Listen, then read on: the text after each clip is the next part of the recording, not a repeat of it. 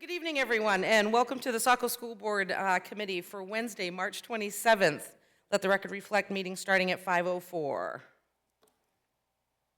Would you please join me for the Pledge of Allegiance? I pledge allegiance to the flag of the United States of America and to the republic for which it stands, one nation, under God, indivisible, with liberty and justice for all.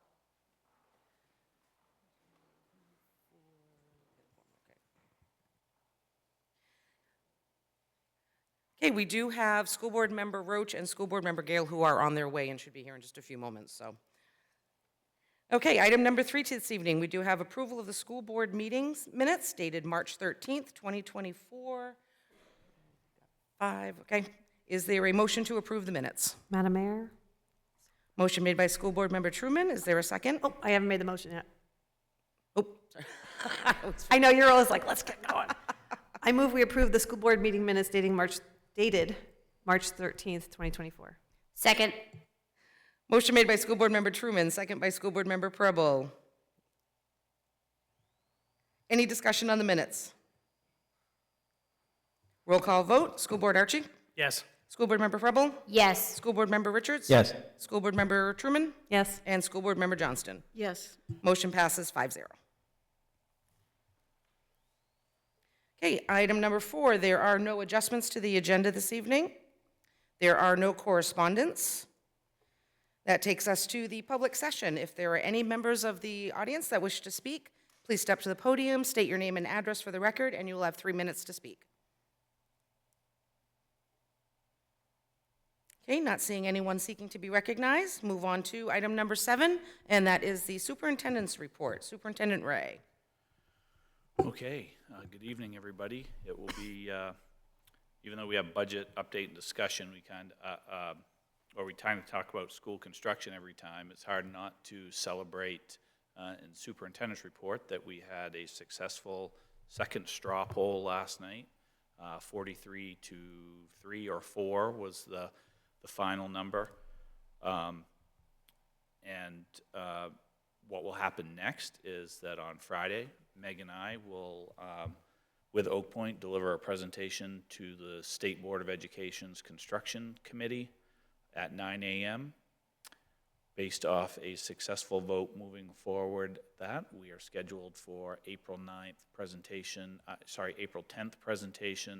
to the State Board of Education, where we hope to get final approval of the project to move towards referendum.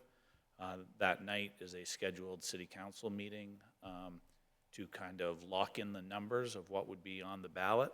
As you guys know, through communication, the city council has elected to have one bond question. While this may be 2 schools, one state funded and one local, it is definitely one plan for all of our children pre-K through 5, and hoping that that works together. I believe that we finally were able to lock in a date for 8th grade promotion. I'm just look to Marie on that. Is that a yes or a no?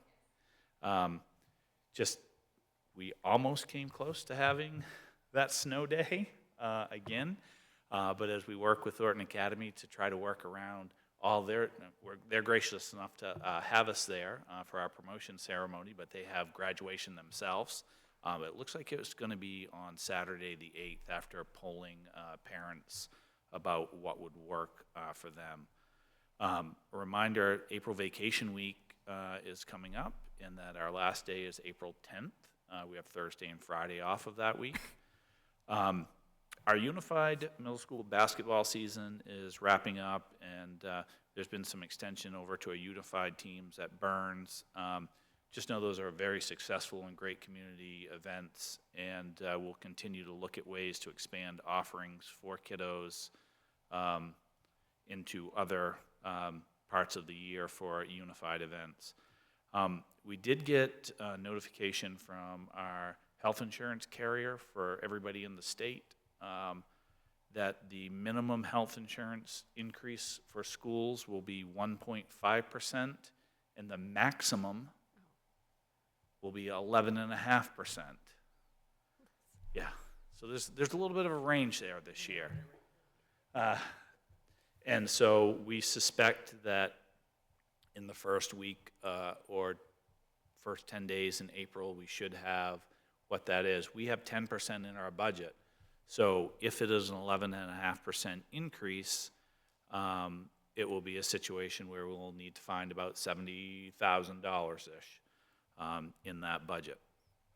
And then finally, just to update you on the current decision, many of you have seen, and we'll be notifying parents, you've probably seen some things on the news about schools adjusting their schedule for the solar eclipse.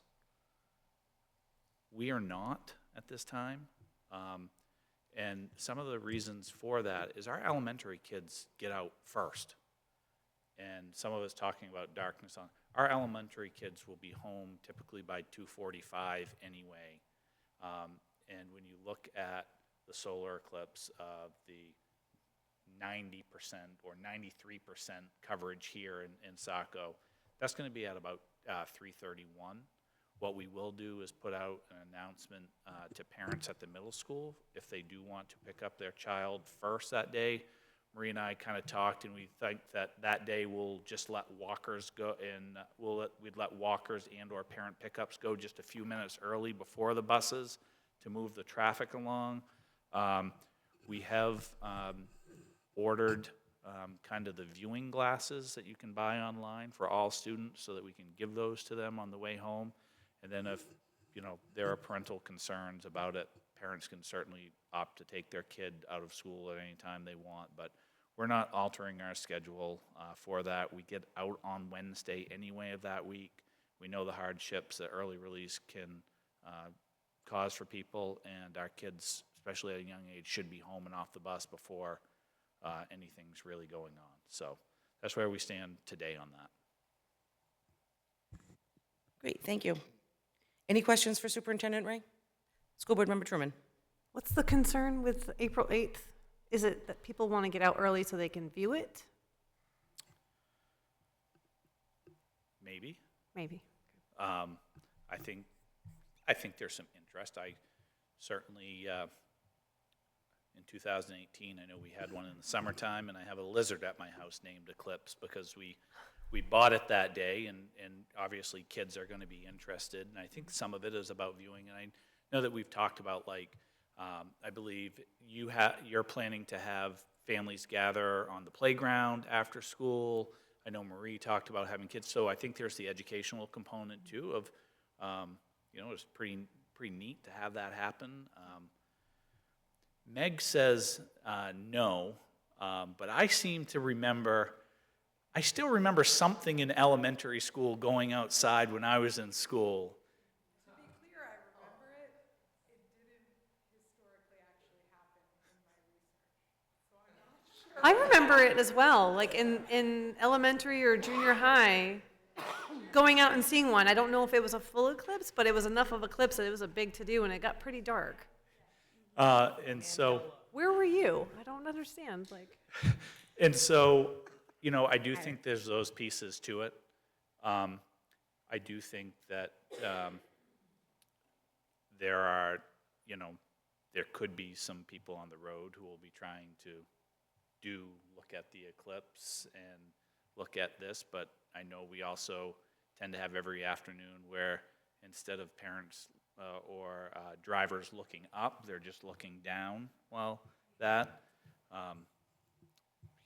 I'm hoping that my own children will choose to put glasses on and look up instead of watching it on their phone afterwards or on television.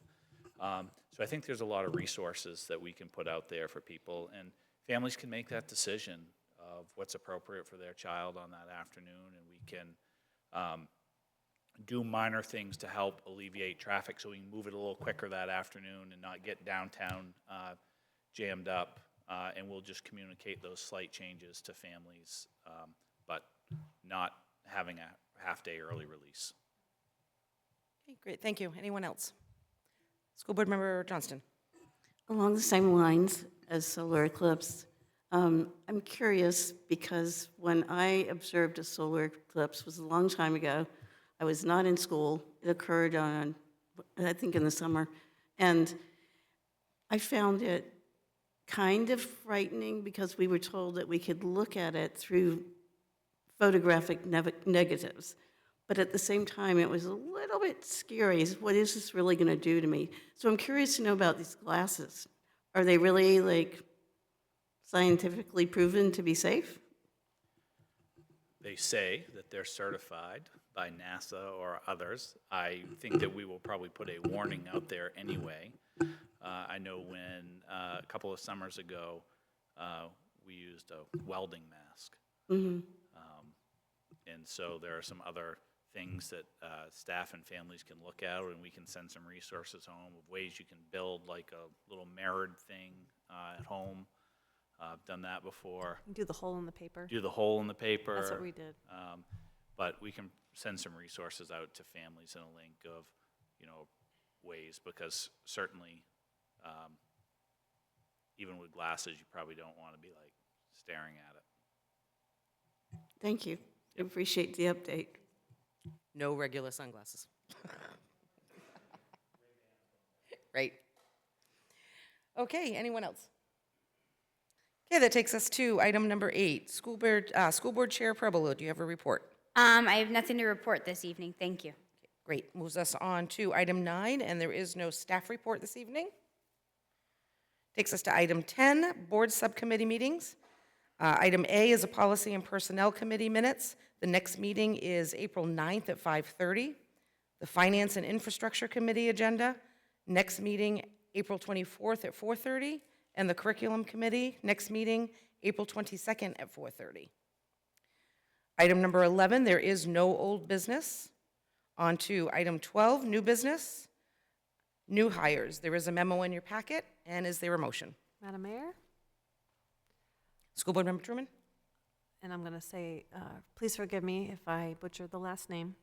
I move we approve the nomination of Shaylin Dripulcher, District BCBA, and issue a contract for the remainder of the 23-24 school year. Motion has been made by School Board Member Truman. Is there a second? Second. Second by School Board Member Johnston. Any discussion? Okay, roll call vote. School Board Member Archie? Yes. School Board Member Preble? Yes. School Board Member Richards? Yes. School Board Member Truman? Yes. And School Board Member Johnston. Yes. Motion passes 5-0. Okay, that takes us to new business number B, resignations. There is no motion needed on that this evening. There is nothing. C is the Moley Grant Award memo. Meg? We shared a little bit about this grant award last time. We believe, though we don't have the final contract in hand yet, that we were awarded the full amount based on the communication that we've gotten so far. And I just wanted to provide a little bit more detail about the 3 projects that were part of that grant, of which items 1 and 3 have impact for Saco students. Item 2 is related to the alternative learning program that is part of Biddeford High School. For item number 1, as I shared, we were able to cover what has previously been the parental financial burden of students attending the overnight program at the ecology school for our 7th graders. We did have a bit of an interruption in programming based on their loss of power with the weather over this weekend, but we were able to reschedule that and at least recoup some of their overnight experience, though it won't be in the same time frame or with exactly the same parameters as our other 7th graders that were able to attend that. Item number 3 is around a summer program that will be available to Saco students in entering 7th through 12th, current 6th through 12th graders. This year, we're looking at an outdoor summer program that will last 2 weeks of 4 days each for our entering 7th through 10th graders, 7th through 9th graders, and then for entering 10th through 12th graders, a separate program that is longer in duration, about 6 weeks, and a little bit more sporadic in terms of arranging overnight events and hiking events. all related to outdoor education. And the intent of that grant is to provide those experiences for students that might not have access to that through their own family resources. And an interesting discussion that we had at curriculum committee is that for the purposes of this grant, those programs will likely be very small. And while we would like to be able to extend them to additional students, we really want to make sure that the model is sound and that the student experience and staff quality is such that we can kind of see if that is scalable in the future. Any questions or comments? Okay, not seeing any, thank you. Thank you. Okay, that takes us to item D now, and that is a budget update and discussion. So last week, we were able to, on the 18th, present to the city council. At that time, the city council did not recommend any changes at that point. Certainly, this is something that will come up again at city council during first and second reading. Obviously, the school budget is one piece of the pie, and the city is the other, but it looks like things are moving in a very good direction for us as a whole budget, based off every indication coming from the city manager and reports from the last meeting. We will wait to get our update, like I had said during the superintendent's report, that health insurance will be between 1.5% and 11.5% is the range this year. Where we fall on that range, we will wait and see. We have 10% in the budget, so let's hope that we're not in the 11.5% category, because that would be about $70,000 that we would need to address from our current standing of where we are today.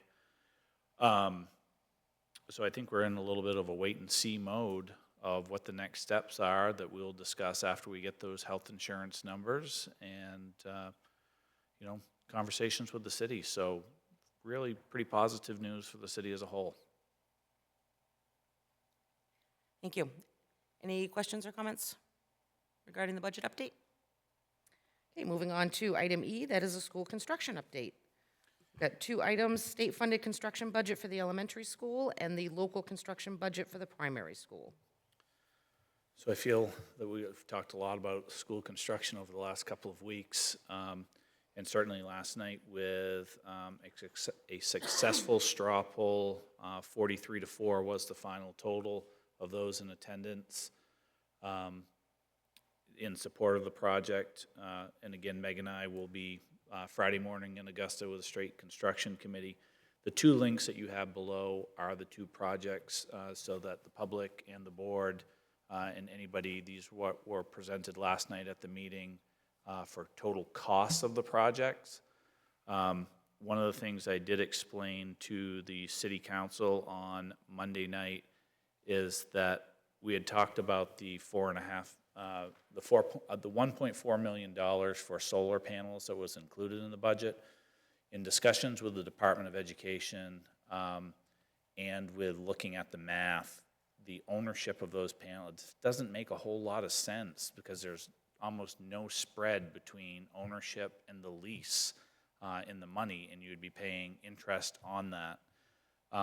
The other piece is that there is belief that there will be some other projects and incentives more for solar coming our way. There's no restrictions that if we decided to go with the PPA, that it couldn't be added to the building during construction or after the construction. We verified that process.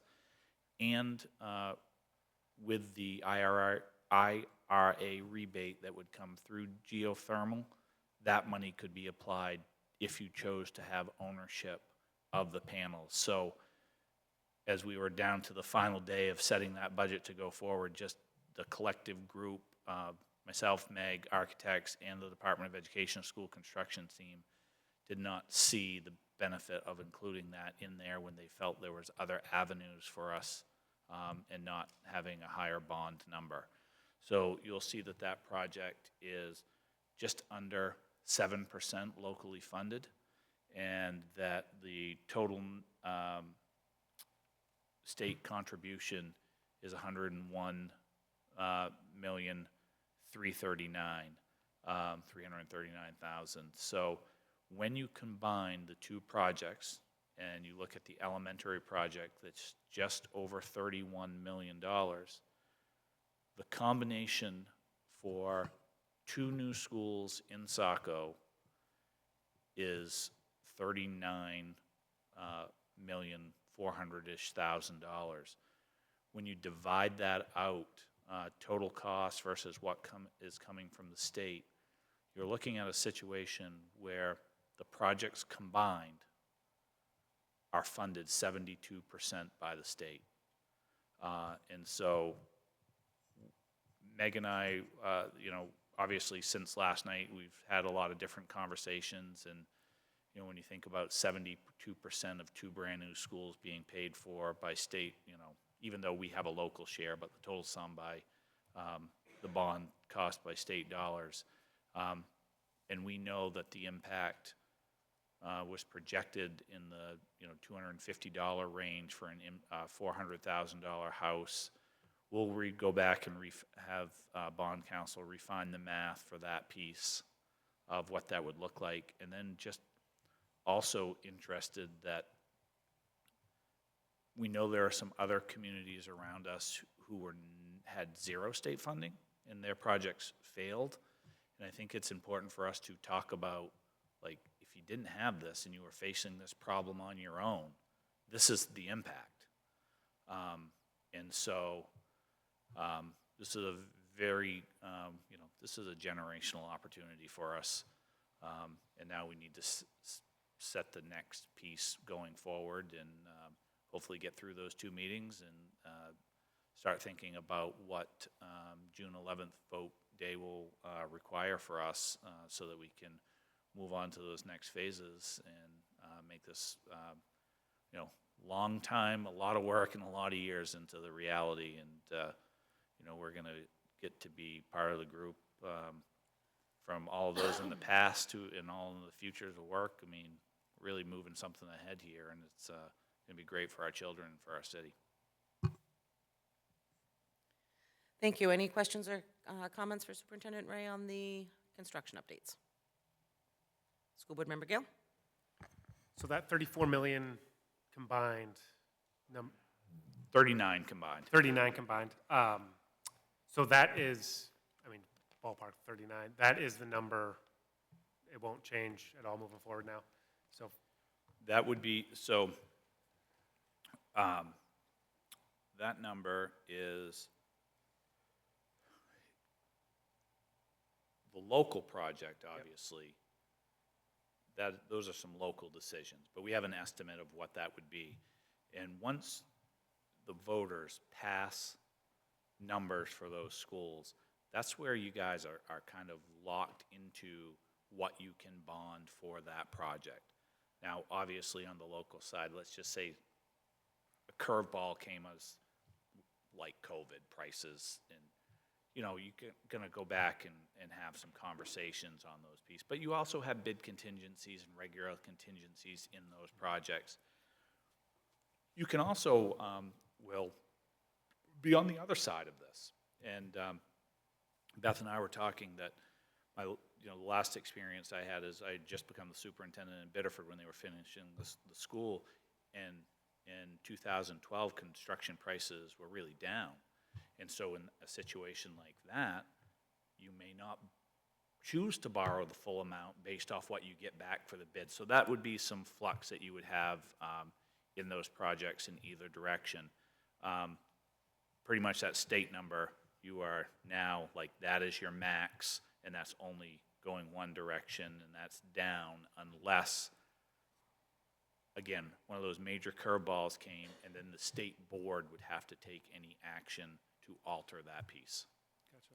So when we, I guess once the numbers are finalized, I guess what is our game plan with the city to help with the communications? And I think from my standpoint and probably everybody else up here is that exactly on your point, this is a once in a generational project for a lot of us, and for $39 million, that's a fantastic deal to get two buildings that are state-of-the-art that will last, at least 50 years and have a lot of benefit. But I guess kind of how, I know we talked a little bit, or there's general discussion about modeling outreach similar to the wastewater, but I guess, do we have a specific timeline of when some of that communication will start? So Meg and I have also been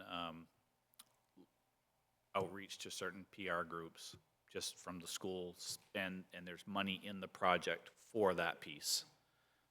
In the state project, they include that piece there. Additionally, Meg and I have a scheduled meeting on Monday with the city manager and city staff to start going through that outline of what this looks like, what the time, and so after our meeting on Monday, by the next meeting, we'll be able to update you a little bit more on what some of the thoughts are. There's certainly thoughts right now that are starting to come up, but we're going to flesh out those details a little bit on Monday.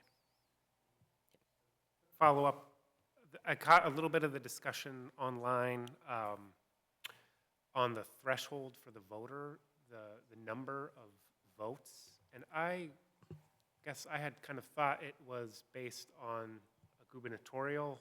It is. So I think that number was that 1,000 or 800, I guess, is kind of where I was getting a little bit confused. I think do you know? they're saying it's 8 something. It's Yep, 800. it is based on the last gubernatorial election, and it is 864-ish, right? Okay. Mid to high 8. And what we did confirm is that is the actual voter turnout.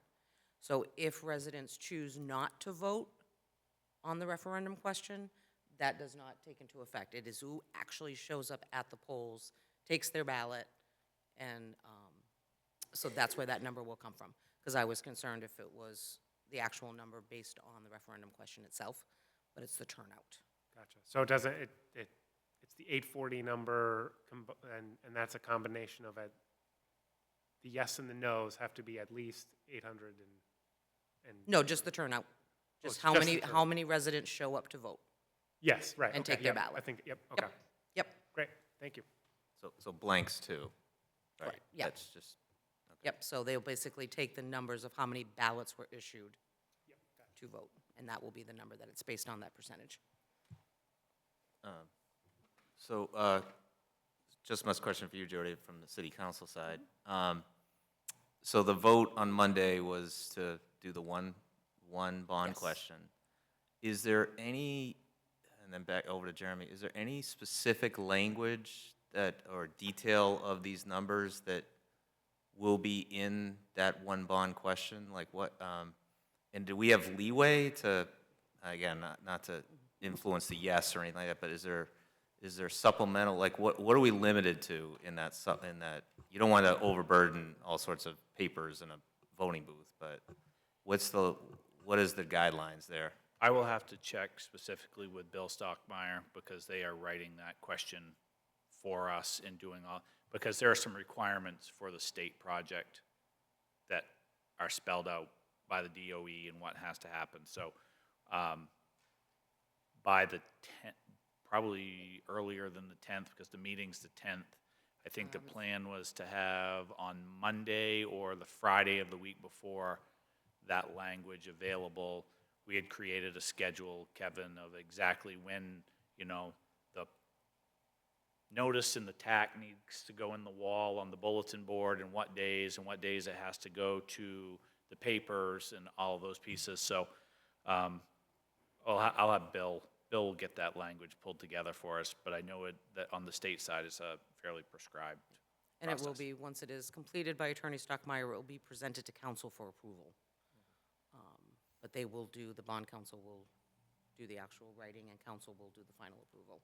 And that's April, I don't have a date on it. I know it's not on this week's agenda, this upcoming week. oh, no, definitely not, yeah. Yep, have to check with City Clerk Hughes, because she has to have it by a certain date to Right. make sure the ballots are printed correctly. Okay, thanks. School Board Member Archie? I was just curious if there in here is a number for a secondary heating source. There is not, it is one system. And I was also wondering, under the DOT required offsite, what is the impact fee for the 112 industrial park? Where does that go? Like, did they have a plan with that $241,000? 1.6. Those are the off-site improvements that we had to have around traffic lights, certain studies and fees. There has to be some studies afterwards that are required. And so there's a whole list of things that money has to go to on the city side. Do you have any, it's qualified as an impact fee, so we know what impact fees are, but do they have a plan? Like, would that be a DOT, or would that be a city level? Those are based off the DOT and city requirements, and off the top of my head, I can't remember exactly which ones they are, but it's a mathematical formula that we had to go through for X, Y, and Z. School Board Member Roach? To follow up on what I already just mentioned about a backup plan, so it's 0 in there for natural gas. There is newish natural gas lines on Millbrook. Is there any discussion allowance just in case to at least run the line down the road and just cap it, and just in case something down the road? You need to for that or not? So there isn't right now. Okay. Just remember that in your construction fees, is your price of a heating system, and then One your- is, yeah. So if you weren't going geothermal, it's all built into that construction price. It's the geothermal that has the extra piece on it. So say for some reason during design, you're like, okay, we're not going this direction, the money for the other stuff and what they give per square foot is already built in. Does that make sense? Yeah. Okay, anyone else? Okay, moving on to item F, that is the 2024-2025 school calendar draft. Is there a motion for the calendar draft? Madam Mayor? Oh my gosh. School Board Member Truman? I move we approve the first reading of the 2024-2025 school calendar. Motion has been made by School Board Member Truman. Is there a second? Second. And really quick, I just wanted to add that I had talked to Jen earlier on the memo. It's really blurry, so she put in a link if you guys wanted to be able to zoom in and look at it a little better. Oh, it's showing up better here on the iPads, but if you're looking at it on a phone, on the memo, it is very blurry, so she had added a link for at the bottom of the second page. Okay, so a motion has been made by School Board Member Truman with a second by School Board Member Archie. Any discussion on the calendar draft?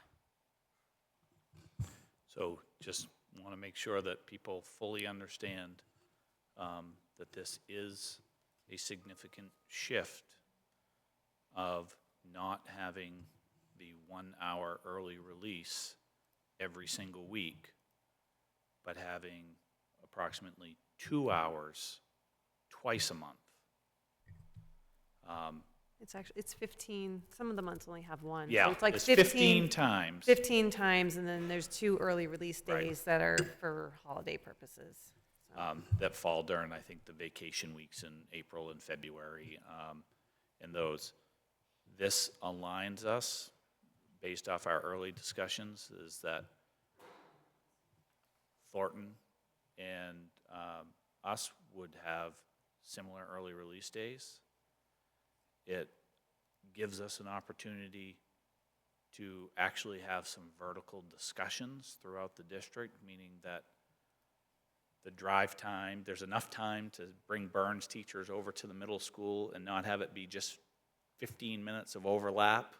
Hopefully we can begin to have conversations between our middle school and Thornton Academy about curriculum or the challenges that our kids face.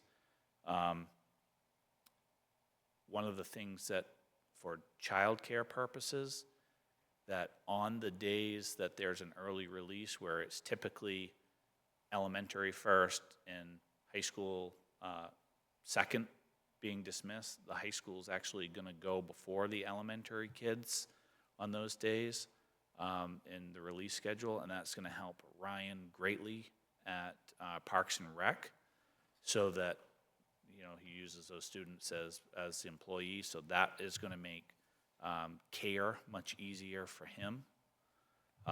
So this is a change. Been working with in conversations with the Teachers Association, because they have input on some of the release time, and we had agreed to enter into those discussions this year. So that's what we've been trying to work on, and you know, a year from now, we may come back and say, that wasn't exactly what we wanted, or it was great, or we need to talk a little bit more. But we definitely have to be able to have an opportunity where greater vertical aligned discussions can occur, and our current schedule just doesn't allow mathematically or time-wise that to happen because of the difference in release times. Okay, thank you. School Board Member Gale. Just following up on that TA, can you talk just a little bit about like how we're coordinating with TA on this piece, and then it sounds like kind of hopefully in the future we're going to be kind of more in lockstep with them on calendar, or not lockstep, but just coordinating with them on calendar. And Yeah, there's a few differences at the beginning of their calendar year than ours, of when we're going to start school and not. But again, the piece that, you know, when we have had 4 early release days a month, and currently Thornton Academy has had 1, that just put us in a situation every single week where there was always some changes, and then some it would impact busing on other weeks from their early release, provide a gap in time for our drivers to pick up our other kids. And, you know, we can talk about wanting to collaborate and have those conversations in both directions, you know, to talk about curriculum, kids moving forward. But until you have a calendar that provides you an actual opportunity, all we can do is talk about it and how great it would be. So during our discussions, what's also part of the piece that doesn't necessarily affect our elementary schools, but from a high school end, we have to work with Thornton Academy, Old Orchard Beach, Biddeford, Kennebunk, to have a calendar that doesn't have more than 5 dissimilar days for a law to meet some there's a law that said vocational centers must be within 5 common days to make that happen. So while there's what we do individually and what Thornton does, and then what each town does individually, then you have to come together as a region and say, okay, how does this all mash together to make that work? So I think this hopefully will be a good step for that piece. Anyone else? School Board Member Roach? I'm going to say it being on this side of the bench now, but so Maine, you know, summertime comes and goes quick. School season ends on the June 10th, but you got the 2 days before Labor Day. You know, any chance that you just extend the school to the 12th, and then you don't have to worry about getting there before Labor Day? I understand, like, you know, TA will probably graduate on that June 6th weekend or what have you, but is that too much to shift? So it would make more dissimilar days. Thornton is going to do that piece where they're going to start later than us. What the challenge becomes is, like last year, we were able to bring in a speaker between the districts starting on the same time for staff to share, because the expenses were great. I was able to, you know, work 2 days together. The other piece that's just as challenging is when you think about those pieces is that I suspect that, okay, let's just play your scenario out, and the challenges that we would have as a board is we have 2 days that moves back. And so then our last day would be the 13th. And then, let's say it's not like this winter, and we have 4 snow days. because we have 175 days, which is state minimum, we would be having our last week of school that would go Monday, Tuesday, Wednesday, Juneteenth off as a holiday, and coming back for a half day on a Friday. And I don't have air conditioning yet. And those schools, once we get the first hot day, they're done at that. And so I'm going to fight the heat on either end of this. So those are some thinking that, you know, we look at from on the other end. You have that holiday two piece, so it's a challenge either way. You're trying to poke me in a debate about snow days in general and whether we can't go virtual, but anyway, I'll save that for another day. And see, that's the piece, is you're on the other end, and you don't have the 10-year-old at home. That's right, I don't. Trying to do virtual Now just days, speak so. freely now, so I yeah. was going to say, I'm going to veto that virtual day idea because it's terrible. I cannot get my kids to do that. So. But Sarah, what I think I heard from Kevin is that if we were willing to do virtual snow days, he's willing to host all the children at his house with laptops. That's what I heard too. Yeah. Yes. I will host them in my business Zoom meetings and just have them run around and Good luck. yeah, so. Also, just in the same vein of this conversation, I think because we stagger the kindergartners and the pre-K students too with their start times, their days are a little bit different, so it helps to get like the kids who are well versed and then warm up the kindergartners and then the pre-K, and getting that transportation piece kind of helps get those kinks out before. What I would say about, you know, the week when you do start before Labor Day, which has been historically the last several years, is that you have those first 2 days that can be somewhat of that like orientation piece for a kiddo coming in, and we get lockers out of the way at the middle school and books and learning some routines those first, and then from a transportation side, everybody's nervous the first day, and by not having, like, we typically don't bring kindergartners until like the next Monday. So you get a couple of days of refining those routes and like looking without that extra challenge that comes for a kid that's riding the bus the first time, and then pre-K comes in. So there is some of that, you know, I remember when I was a principal, I really loved that short week because we were able to kind of get some of those things out of the way. And what I learned as a principal is whether the week was 2 days or 5 days, the first week was always still the first week. Yeah, it's also, it's a nice way to ease into going to school 5 days. You get 2 days, and then you get 4 days, and then you get a 5-day week. It feels like a nice easing into a crazy routine, so. And they do that for freshmen at high school, TA too, so. Correct. I can go the other way with this and say, start school on the 15th, because that's when the sports has to start for high school, so. I'll just send them to I'll class. veto that as well, sorry. These guys love me here, so. And Kevin, if you want to get really crazy, how about we don't have February vacation for high school basketball and do it in Yeah, March? so let's talk about like one vacation in March, and but then add maybe extended, you know, Christmas, New Year's break. But we could, yeah, let's have at it. So We could always do a 4-day week year-round. there you go. No? Okay. Oh, here we go. Like, I'm going to veto that one, Artie, I was gonna sorry. say, I think we're getting a little punchy here. Next topic. I finally got Jeff Mears to raise his head with that one. Oh, go on a 4-10 schedule. Okay, anyone Glad we're else? having fun here tonight. This is Okay. a lot better than calendar committee was, I'll tell you that Yeah. much. All right, so a motion has been made by School Board Member Truman, second by School Board Member Archie, to approve the calendar draft. Roll call vote. School Board Member Archie. Yes. School Board Member Preble. Yes. School Board Member Richards. Yes. School Board Member Roach. Yes. School Board Member Gale. Yes. School Board Member Truman. Yes. And School Board Member Johnston. Yes. Motion passes 7-0. Okay, that now takes us to item G, and that is the first reading of policies. Is there a motion for the policies? Madam Mayor? School Board Member Johnston? Thank you.